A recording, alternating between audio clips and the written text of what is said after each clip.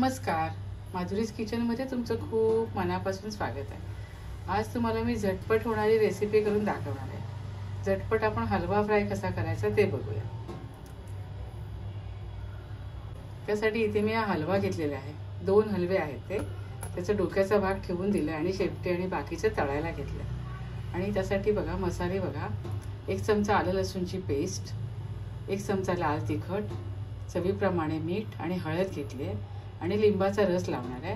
आणि कोटिंगसाठी 2 चमचे रवा, 2 चमचे तांदळाचं पीठ, थोडं तिखट, हळद आणि मीठ। प्रथम आपण काय करूया, या हलव्याला आलं लसूणची पेस्ट, मीठ, हळद, तिखट आणि लिंबाचा रस लावून घेऊया। यावर मी आलं लसूणची पेस्ट, तिखट, मीठ, हळद आणि लिंबाचा रस घातलाय आणि चांगले मसाले ह्याला लावून घेतले।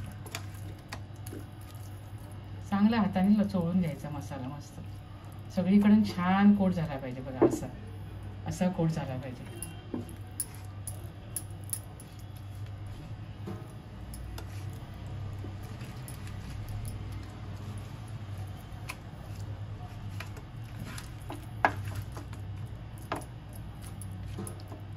आणि आता आपण हे 10 मिनिटासाठी ठेवून देऊया, म्हणजे मसाला वगैरे याच्यामध्ये हळद, मीठ, तिखट, लिंबाचा रस चांगलं मुरेल।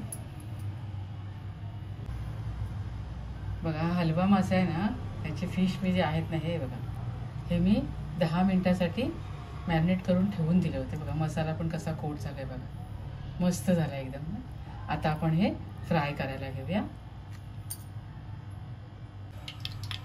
इथे पॅन मध्ये मी तळण्यासाठी तेल घेतलेलं आहे आणि रवा, तांदळाचं पीठ, हळद, तिखट हे सारं मी मिक्स करून घेते।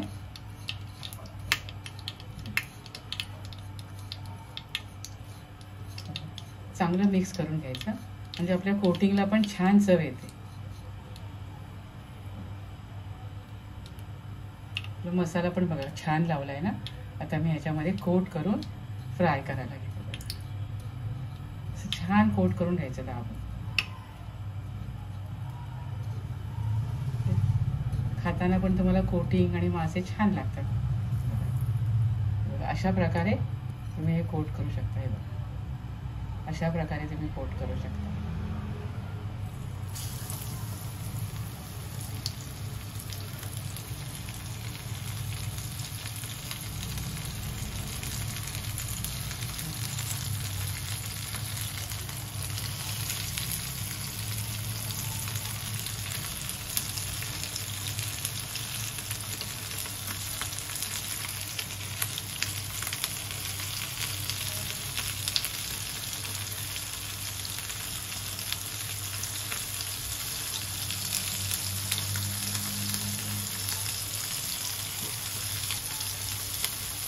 थोडी वरती कोथिंबीर घालते, छान थोडीशी चव येते त्याला। आणि आपण आता मिनिटभरासाठी झाकण ठेवूया।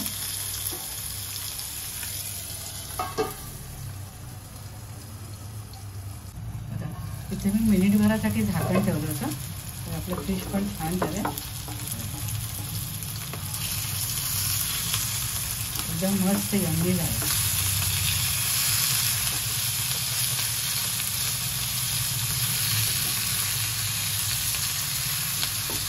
पुन्हा आपण मिनिटभरासाठी झाकण ठेवूया। इथे आपलं फिश रेडी झालेलं आहे, उलटून घेतलंय। गॅस बंद करते। बघा इथे छान कुरकुरीत आणि एकदम टेस्टी असे हलवा फिश फ्राय तयार केले बघा, एकदम यम्मी झाले आणि पटकन केले।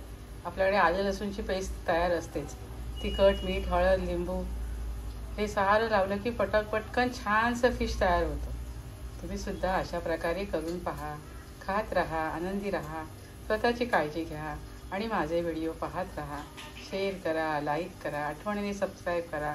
धन्यवाद।